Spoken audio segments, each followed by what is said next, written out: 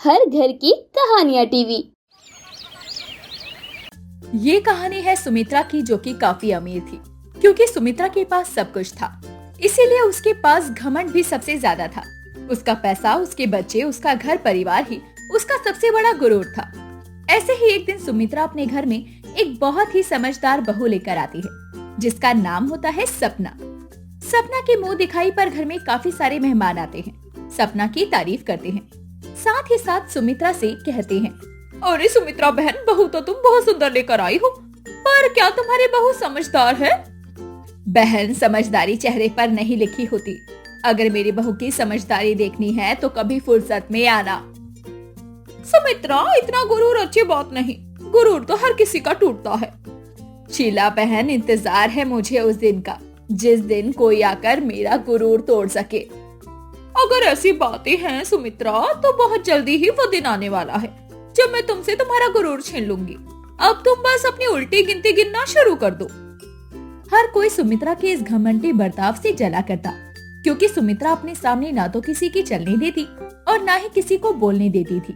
समय यूं ही गुजरता है और सुमित्रा अब अपनी बहू के सामने भी अपना गुरूर दिखाती है, जिसे देख सपना के ऊपर अब कोई भी फर्क ही नहीं पड़ता और वो बड़े ही प्यार से अपनी सास के साथ रहती है। माँ जी, मैंने आपका नाश्ता तैयार कर दिया है, चलिए चलकर खा लीजिए। अनिकेत भी नीचे आपका इंतजार कर रही है। बहुत खुशनसीब हूँ मैं जो मुझे तुम जैसी बहू मिली, पर बहुत बदनसीब भी हूँ कि मुझे ऐसे निकम्मे रिश्तेदार मिले। अब क्या हो गया माँ जी, किसने क्या कर दिया?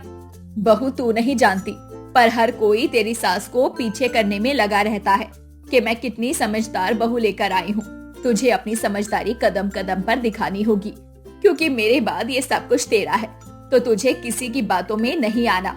हमारे रिश्तेदार ऐसे हैं जो तेरे कान भरेंगे, पर तुझे सतर्क रहना है। और मुझे बहुत डर लगता है, क्योंकि तू भोली और मासूम है। माँ जी, दुनियादारी की बातें हम बाद में करेंगे, चलिए पहले नीचे चलकर नाश्ता कर लीजिए।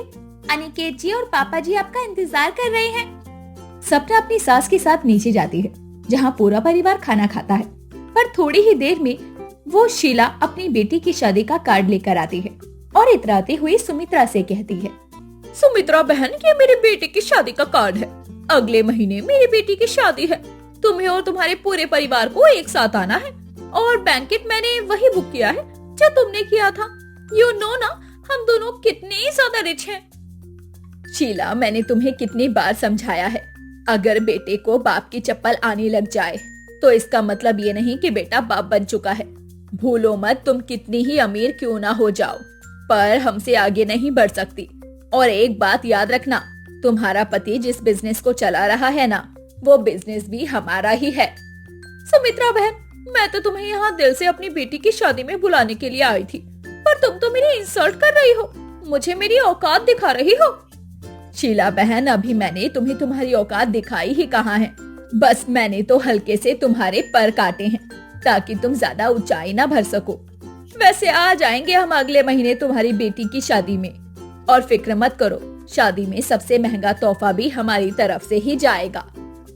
सुमित्रा, तुम्हारा ये गुरूर किसी दिन तुम्हें खोखला कर देगा। जा रही हूँ मैं यहाँ से। पता नहीं सुमित्रा की बच्ची खुद को समझती क्या है। अब मुझे इसको इसकी सही जगह दिखानी ही होगी। अब मुझे इसका गुरूर तोड़ना ही होगा। शीला को सुमित्रा की बातें बहुत चुभती है और वो सुमित्रा का गुरूर तोड़ने के लिए कसम खाती है। समय यूं ही गुजरता है और देखते देखते समय के साथ शीला की बेटी की शादी भी नजदीक आ जाती है, जहां शीला की बेटी के लिए एक डायमंड का सेट और एक फॉर्च्यूनर कार लेकर वो जाती है। हमारे बीच कुछ लोग ऐसे भी हैं जो मेरी बराबरी करने की सोच रहे हैं। उन्हें लगा कि वो बैंक्वेट क्या बुक कर लेंगे, वो हमारी बराबरी कर लेंगे, पर शायद आज इतना महंगा तोहफा देखकर उनकी सारी गलतफहमी चकनाचूर हो जाएगी। अरे सुमित्रा बहन, भला हम में से किसकी औकात है कि हम तुम्हारी बराबरी कर सके? वही तो बहन, यहाँ कोई ऐसा नहीं है जो मेरी बराबरी कर सके, ना ही पैसे से और ना ही परिवार से और ना ही मेरी बहू की सुंदरता से। वैसे हम शादी जैसे अच्छे दिन मिले हैं, तो हमें इस तरह की बातें करके किसी की शादी नहीं खराब करनी चाहिए। So enjoy everyone. इसके बाद शीला को सुमित्रा की बातें बहुत ज्यादा बुरी लगती है और वो सुमित्रा से बदला लेने के लिए एक प्लान बनाती है। और अपनी बेटी की शादी हो जाने के बाद अपने पति से कहती है, सुनील, विवेक भाई साहब आंखें बंद करके तुम पे विश्वास करते हैं ना। तुम जो पेपर उन्हें देते हो वो उन पर साइन कर देते हैं। अब समय आ गया है जब हम उन्हें उनकी सही जगह दिखाएं। हम उनका सब कुछ हथिया लेंगे। जब वो सुमित्रा के हाथों से उसका सब कुछ चला जाएगा तब उसका गुरूर टूटेगा, और जिस दिन उसका गुरूर टूटेगा मैं उस दिन उसकी इंसल्ट करूंगी, वो भी सबके सामने।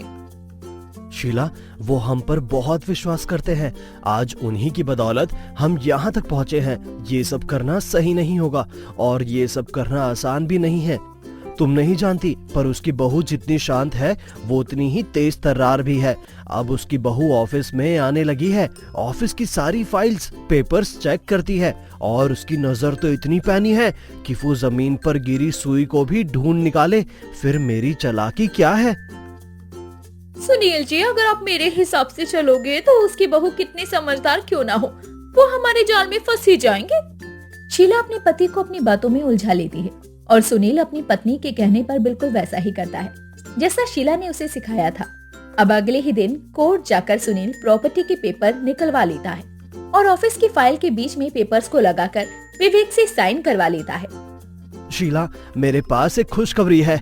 तुम्हारा प्लान कामयाब हुआ। देखो, आंख बंद करके उस विवेक ने उन पेपर पर साइन कर दिया। अब सब कुछ हमारा है। अब मैं कल ही जाकर ये पेपर से सुमित्रा के मुंह पर मारूंगी और उसे उसकी सही औकात याद दिलाऊंगी। उसने इतने सारे मेहमानों के बीच में मेरी इंसल्ट की थी ना, अब मैं देखती हूँ कि वो मेरी इंसल्ट कैसे करती है। क्योंकि शीला अपनी चाल में कामयाब हो चुकी थी, इसीलिए खुशी से उसके पैर जमीन पर नहीं टिक रहे थे। अगली सुबह होते ही सारे पेपर्स लेकर शीला सुमित्रा के घर जा पहुंचती है और उसके मुंह पर फेंकते हुए कहती है, उठाओ ये पेपर्स और देखो और निकलो मेरे घर से, क्योंकि अब ये घर, प्रॉपर्टी, कंपनी सब कुछ मेरे नाम है। अब तुम्हारा कुछ नहीं। भाई साहब ने अपने इन प्यारे प्यारे हाथों से इन पेपर्स पर साइन किया है और सब कुछ मेरे नाम किया है। नहीं, ऐसा नहीं हो सकता। तुमने हमारी दोस्ती और विश्वास का फायदा उठाया है। मैं रातों रात गरीब नहीं हो सकती। मैं और मेरे पति ने अपने खून पसीने की कमाई से ये सब कुछ खड़ा किया है। मैं एक झटके में अपने हाथों से सब कुछ जाता हुआ नहीं देख सकती। पर अफसोस सुमित्रा, तुम्हारे हाथों से अब सब कुछ छिन चुका है। बहू रानी, अपनी सास को संभालो और जाओ यहाँ से। माँ जी, टूटिए मत। ये हार मानने का समय नहीं, अब जाने का समय हो चुका है और जाने वाले को कोई नहीं रोक सकता। उठिए और खुद को संभालिए। ओह, सच में सुमित्रा, तुम्हारी बहू कितनी समझदार है। देखो, कितनी जल्दी समझ गई मेरी बात और कितने प्यार से तुम्हें दिलासा दे रही है। अब मान भी जाओ अपनी प्यारी बहू की बातें और अपना गुरूर लेकर निकल जाओ यहाँ से। आंटी जी, इस घर से निकलेंगे हम नहीं बल्कि आप लोग। आपको क्या लगा कि मेरी आप पर नजर नहीं है? मैं कुछ दिनों से देख रही थी कि अंकल का बर्ताव अजीब है और मुझे माँ जी ने भी बताया था आपके बारे में कि आप कितनी अच्छी हैं।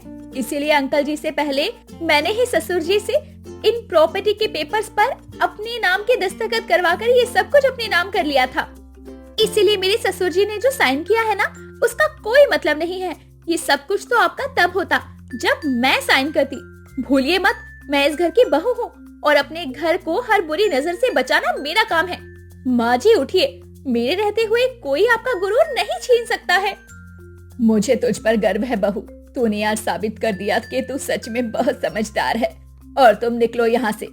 अब तुम्हें कुछ नहीं मिलेगा। अब तुम और तुम्हारा परिवार जेल के पीछे सड़ेगा। सपना अपनी समझदारी से अपनी सास की इज्जत, धन दौलत, शोहरत, नाम सब कुछ बचा लेती है और सुमित्रा, शीला और उसके पति को धोखाधड़ी के केस में अंदर कर दिया जाता है। और उस दिन के बाद से कंपनी की सारी भाग दौड़ सपना अपने हाथों में ले लेती है।